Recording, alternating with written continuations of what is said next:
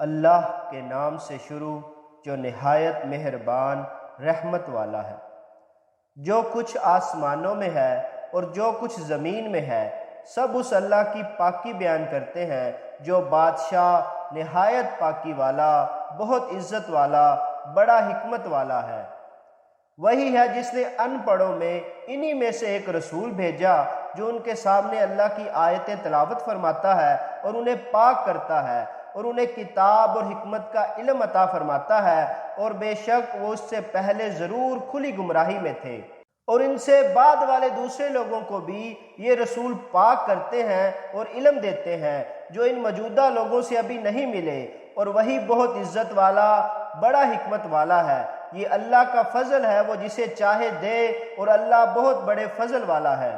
جن پر تورات کا بوجھ رکھا گیا پھر انہوں نے اس کا بوجھ نہ اٹھایا، ان لوگوں کی مثال گدھے کی مثال جیسی ہے جو کتابیں اٹھائے ہوئے۔ ان لوگوں کی کیا ہی بری مثال ہے جنہوں نے اللہ کی آیتوں کو جھٹلایا، اور اللہ ظالم لوگوں کو ہدایت نہیں دیتا۔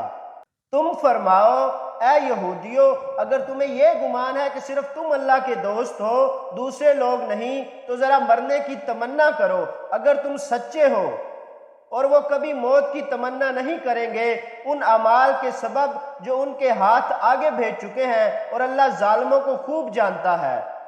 تم فرماؤ بے شک وہ موت جس سے تم بھاگتے ہو پس وہ ضرور تمہیں ملنے والی ہے، پھر تم اس کی طرف پھیرے جاؤ گے جو ہر غیب اور ظاہر کا جاننے والا ہے، پھر وہ تمہیں تمہارے اعمال کا بتا دے گا۔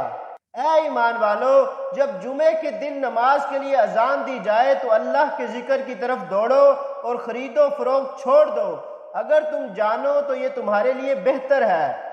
پھر جب نماز پوری ہو جائے تو زمین میں پھیل جاؤ اور اللہ کا فضل تلاش کرو، اللہ کو بہت یاد کرو اس امید پر کہ تم کامیاب ہو جاؤ۔